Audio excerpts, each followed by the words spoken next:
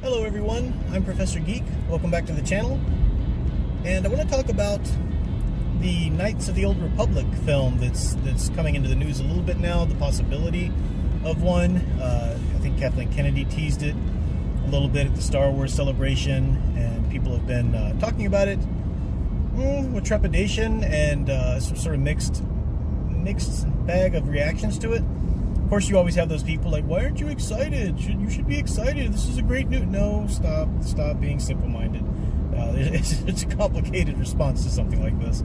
So, Knights of the Old Republic, of course, for anybody who doesn't know, classic Star Wars game. I'd always heard of it, but I just recently had been strongly recommended to play it myself, and I am near the end.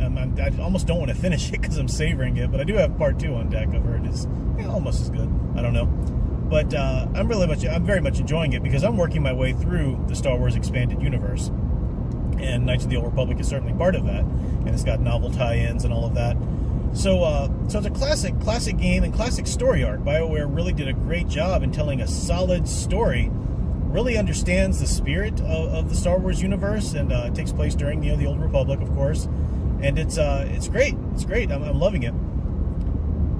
The problem is a few layers of reactions you go through. First of all, hearing Kathleen Kennedy utter the phrase Knights of the Old Republic is just like, blasphemy. Like that, she doesn't get to say anything. she doesn't get to say that word. She is proven to be anything but a faithful steward of the Star Wars universe. Everything she does is just awful. It's God knows why she still works there. It's ridiculous.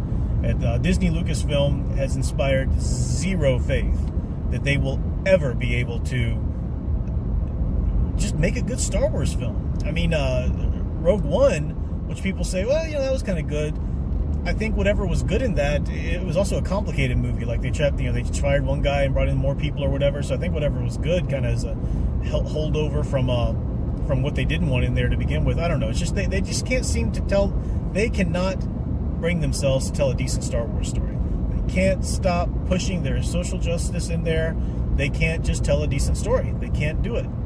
And only the extremely gullible have any hope for Episode 9. That's just ridiculous. There's no fixing what they've done. You can't, unless you write it into your movie, a retcon so that The Last Jedi never happened, you can't fix it. And even before that, Force Awakens, it could have been something, but it still pales in comparison to the amazing content that the expanded universe gave us. And I don't care what George Lucas thought of the expanded universe. The expanded universe is where Star Wars went to continue its mythology, because mythology doesn't just sit with one person. So I'm digressing on some points, but let me get back to Knights of the Old Republic. The point is my first point, I don't trust them to even remotely make a decent film version of the Knights of the Old Republic. Yes, miracles can happen, but I don't trust them. Now, secondly, they're going to try and bastardize this great classic story that's part of the expanded universe. They're going to try and force it into their continuity now of the Disney Lucasfilm Disney Lucasfilm Star Wars universe. Nope, I don't want any part of the Disney Lucasfilm expanded that continuity. I don't want any part of a Star Wars universe in which Finn and Poe and Mary Sue Ray live. I don't care for that. I don't want that at all. I've got my Star Wars expanded universe in the books and comics and games, and that's where it's at. The Timothy Zahn, the Thrawn trilogy, that was episode 7, 8, and 9. I don't want to hear anything else but that. So I'm not interested in any sort of tweaks or changes they might make to force it into their continuity. Now, let's say, for example, that they didn't. Let's say it's set back far enough, and let's say somehow somebody had the presence of mind and the common sense enough not to put any Easter eggs and not to connect it to anything else, and just make a solid Knights of the Old Republic film. Okay, that's good. That'd be the good approach to take. Let's say some other director comes in or whatever. That'd be fine. There's still some challenges involved. And one of the things that happened in the news lately is that the woman who wrote the screenplay for Alita Battle Angel, she's actually writing this screenplay, and then they're going to see what happens with it. Well, that's good news. I don't know much about her, but I do know that Alita Battle Angel was amazing, and that script was solid. I loved it. That's really great. Now, it did feature a young girl at the center of the story, and Knights of the Old Republic could be told from a female's perspective, but this is the crux of it here. Knights of the Old Republic is a role-playing game. It's a solid story. It's a wonderful expansion of the universe and everything like that. But it's a role-playing game, which means that it invites the player to be one of the writers of the game. It gives you, the player, a lot of options. You get to design your own character. You decide if your main character is male or female, if they're a warrior, a smuggler, or whatever. You decide, their personality traits. You decide if that main character is going to end up in a romance with Bastila, the Jedi, or Karth if it's a female, or Juani if it's a male or female, or whatever. I mean, it's just a fascinating concept. It's so rare that such an amazing story is told through a role-playing setting like that, in which it invites the player to be one of the writers and create it. So that means that everybody who's played Knights of the Old Republic, and everybody who loves it dearly, has a very personal stake in the story, to the point that they wrote one of the characters. I wrote my own character for it. Any time you play it, you write your own character as you're playing it. And if you watch a movie, they can't simply include all the characters, who ever played it. So if you played with a male character and they do a female character, well, that's going to be a little weird for you. If you play with a female character and they do a male character, that's going to be a little weird for you. If you romance one of the characters and they don't do that in the movie, that's going to be weird for you again. I mean, look at Bastila's character, for example. She really takes a different path in the game, depending on whether or not you choose to romance her or not. Into kind of, then she's breaking one of the rules of the Jedi, the light side there. So it's a council, whatever. So it's interesting. It's a fascinating game. It's a lot of fun to play. It's so well written as a game, and there's just a lot of challenges on how that would be translated into a film. And if you think about it, yes, there are ways they could do it in interesting ways and valid ways, but there's nothing they'll ever be able to do in a live-action film that will even remotely allow it to rival the game, and for people's experiences who played the game. That's the golden experience of the Knights of the Republic story, is playing the game. And I think it's a tragedy that BioWare, or whoever has the copyright now, hasn't made this game more readily accessible. I have just been enormously pissed off and frustrated just trying to play the damn game. I'm not a computer head. I know some of my subscribers have been very gracious and very long-suffering, helping me, trying to say, oh, you download this, but then you change this in the settings, and then you have to go download this, and you might as well be telling me, how to read Greek or something, because it doesn't compute with me at all. No pun intended. But So I bought an original Xbox, to try and buy it because it was old and used, but then the Xbox wouldn't read discs. So then I learned, you can actually download it on a 360. I had an old 360, played it about halfway through, then that 360 gave me the red ring of death. I hate Xboxes. That's why I'm a PlayStation guy. So I had to go get another, used 360, and luckily I've got the game saved on the hard drive, so I'm okay. But it's just a pain in the ass. I don't know if it's still available to download for Xbox One players yet. I know there's going to be at some point if it's not yet. But they just need to, if this is going to be a widespread thing, a real legit part of Star Wars, from Disney Lucas's perspective anyway, it's already a completely legit part of Star Wars from those of us who love the true mythology, which is the expanded universe. But if they're going to do that, make the damn thing accessible.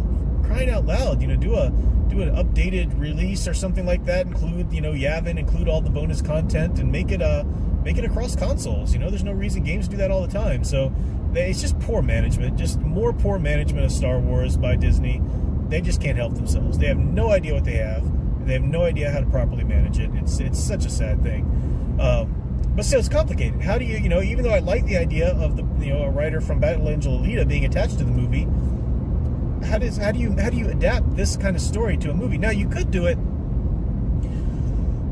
I don't know. I'm trying to think, like, if it was done as an animated feature, with Dave Filoni, or even a series, or something like that, you could follow some side characters and just sort of mention this main character, which would have been your character from the game. I don't know. There are ways around that. I don't know.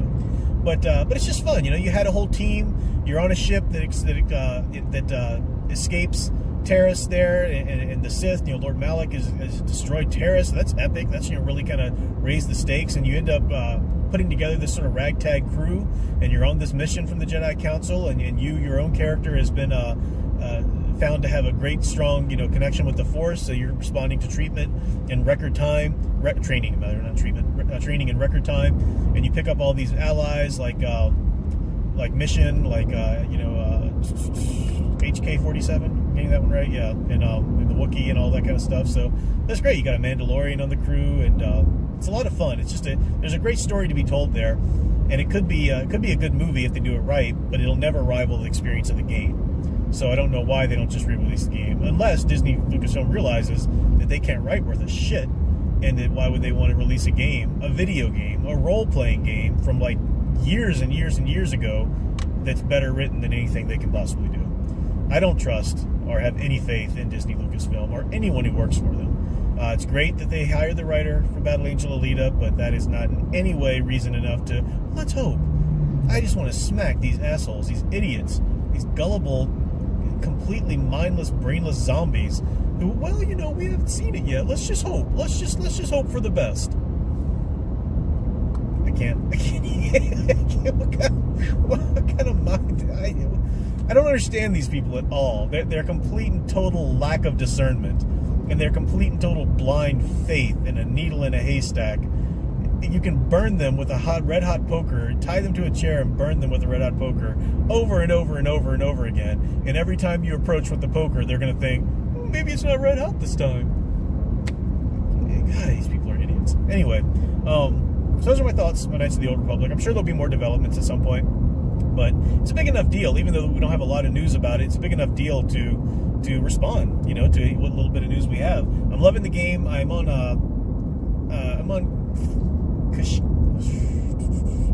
Korriban right now. I'm on Korriban, and I've almost finished out that and found the star map. But I know I need to go back to Kashyyyk and do that star map last.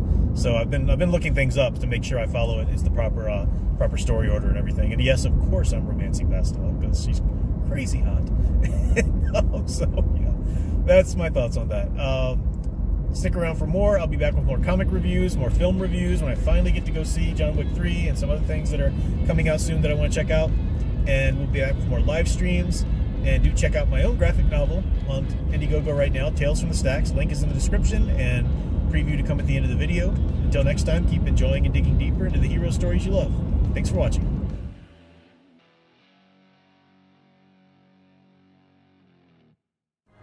Do you like comics that are unafraid to portray women as feminine and men as masculine?